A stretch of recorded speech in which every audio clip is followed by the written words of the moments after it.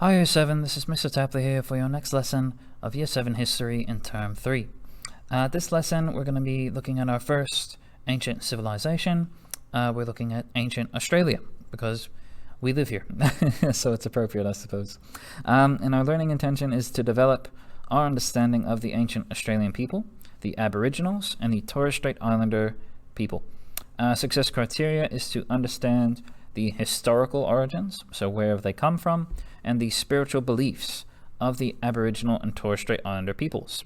So looking at their religion, not just their historical origins, but their spiritual origins. So where do they think they came from according to their religious beliefs?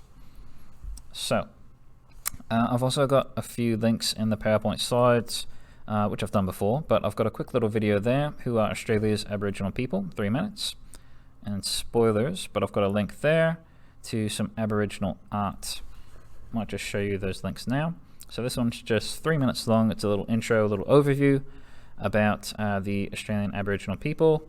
And this website here, one of the things we talk about, which you might actually have some knowledge of from primary school, is the Aboriginal Dreamtime.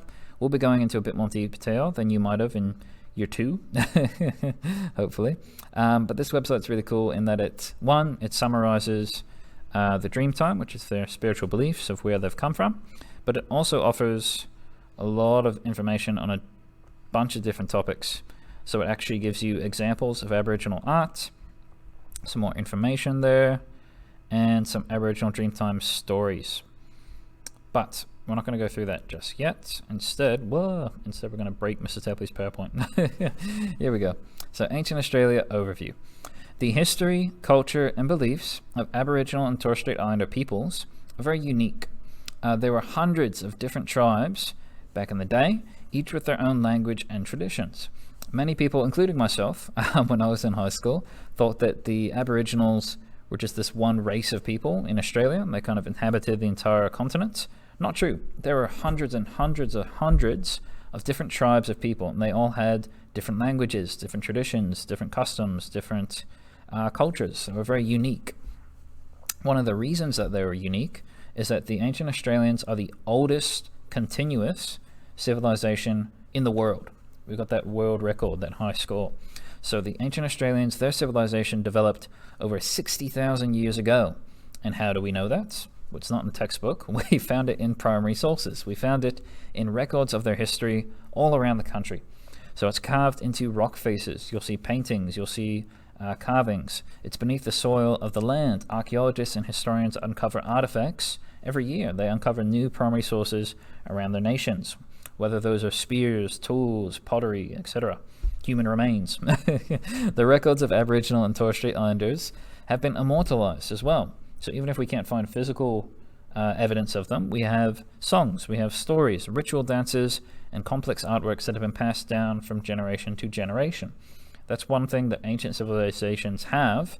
Obviously, before people could all learn to read and write, they would pass down history verbally, orally. So they would speak their history. So you would say, this is how our people was formed. Okay, you tell 3 friends. And this is how our people were formed. You tell your grandson. And it just passes throughout history. Historical origins. So one of the reasons why the ancient Australians are so unique, and one of the reasons why Australia is so unique, we have such unique wildlife. Ain't nowhere else in the world where you find kangaroos. It's because we're an island. And the ancient Australians were isolated from the rest of the world because they were an island. We didn't have planes, we didn't have speedboats, so they were just kind of left to chill by themselves and do whatever they wanted. Whereas in Europe, in Asia, even in America, their culture, their history was influenced by their neighbors. So there was a lot of, I'm going to take this from you, you can have some of this, I'm going to borrow that from you, you borrow this. But in ancient Australia, for thousands of years, they were just left to chill and do their own thing. How did they get to Australia, though? Well, how did they get to an island nation which is surrounded by water? The Earth's climate has experienced severe changes throughout history. So Australia didn't always look like what it looks like today. During the Ice Ages, which is very, very, very far back in history, the level of the ocean dropped 150 meters. So it's 150 meters less deep. So the water went way the heck down. It's basically the length of the MCG. Think about going out to the beach, looking at the water. Now get rid of 1 MCG's worth of water. You can probably walk out a very far way from the beach. The water was so low that 80,000 to 100,000 years ago, Papua New Guinea, the Torres Strait Islands, and Tasmania were all actually connected to the Australian mainland. You could walk from Tasmania to Victoria. Take you a while, but you could walk. You didn't have to swim. You wouldn't get your feet wet. And the first people of Australia made this journey. So they were originally in Southeast Asia, and during this period, they saw a land bridge. They saw that you could walk into Australia, this new land. They were like, oh yeah, let's go for a walk. And the Ice Age ended, and these people became isolated on Australia. So they walked into Australia, turned around, oh crap, the water's back up. I guess we're stuck here.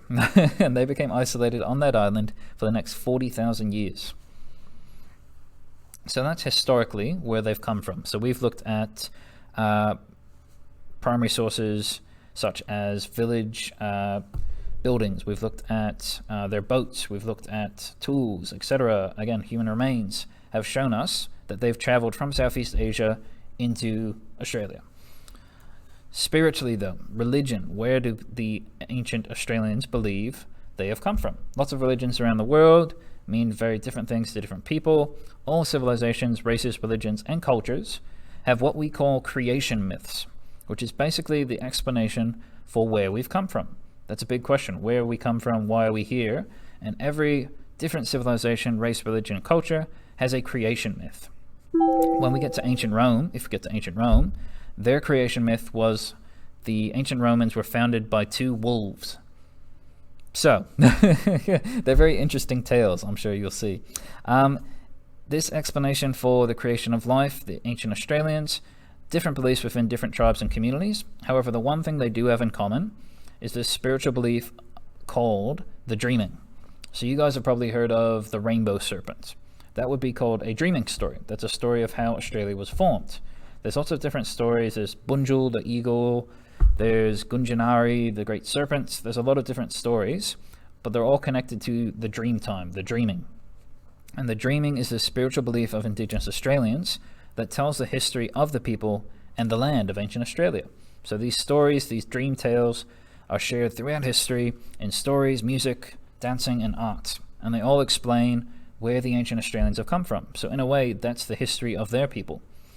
This creation myth explains how their spiritual ancestors moved across the land, shaping the rivers, mountains, and all living creatures. This is the basis for the Aboriginals and the Torres Strait Islanders' special connection with the land. So according to their creation myth, to the dream time, the land was created by their ancestors, and then, when they finished the job, they said, all right, and they became the land. So their great-great-great-great-great-great-great-great-grandfather is now Uluru, is now Ayers Rock. Their great-great-great-great-great-great-great-grandmother is now the Murray River.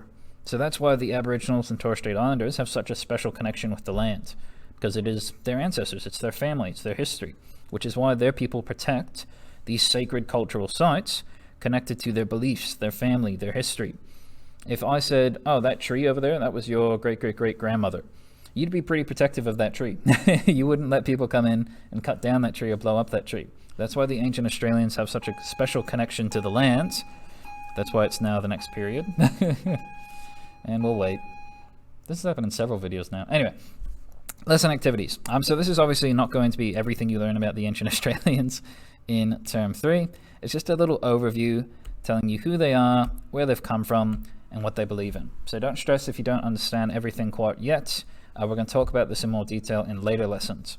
What I'd like you to do this lesson, though, the next two slides, slides 21 and 22, ask you to look at several historical sources relating to ancient Australia. And all I'd like you to do, you've got 2 questions this lesson, nice and easy. Complete these questions in your digital notebook. If you need any additional support, please read through chapter 3.3 of your textbook. And again, the Compass resources and Google Classroom both have the chapter PDFs for the textbook.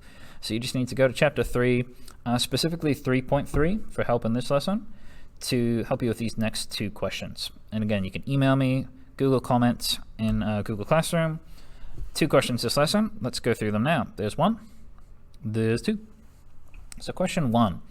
This map here is a representation of the different tribal groups of Indigenous Australians and Torres Strait Islander peoples in ancient Australia. So I mentioned before that the ancient Australians, the Aboriginals, weren't just one group of people. They were hundreds of different tribes across the country. And this is actually a map that shows you, it's a bit hard to see, you have to zoom in, or that website below is where that map's actually from. And if you go to the website, you can actually zoom in like an interactive little map and shows you the different names of these tribes. Lots and lots and lots and lots of different tribes.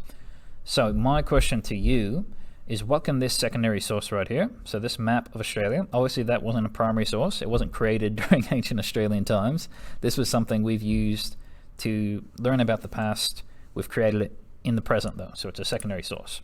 So what can this secondary source tell us about the ancient Australians? What can it tell us about this ancient civilization? So if I gave you that map, and I said, what's the first thing you think of about the ancient Australians if I see this map?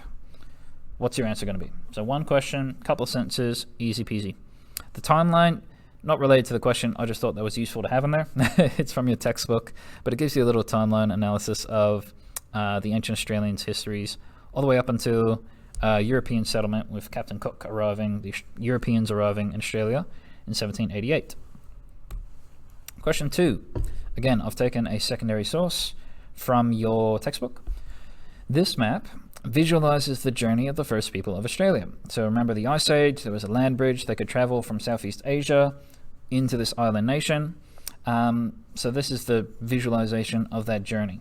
So how do we know this? How do we know that this is where the ancient Aboriginals and Torres Strait Islanders came from? Well, this secondary source was created by studying primary sources, such as spears, tools, fishing traps, and other camp artifacts.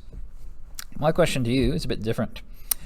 Question 2, if future historians were studying your life, so the journey of your life, so for example, Mr. Tapley's journey would be difficult to map because I was born in New Jersey, the east coast of America. We then moved to west coast of America, so California. We got on a plane and flew over there. We then flew to Adelaide in South Australia. We then drove to the country in South Australia, Port Lincoln. We then flew to, anyway, that's the journey of my life, very difficult to map. What primary sources would a future historian look at your life to tell them your history? So for example, they might look at your birth certificate. That might be the first primary source they look at to say, okay, now I know when they were born, where they were born. What are some other primary sources that they could use to learn about your history? So trying to connect the past to the present. So that's all you're doing this lesson, guys. If you have any questions or concerns, please let me know. Otherwise, best of luck and cheers.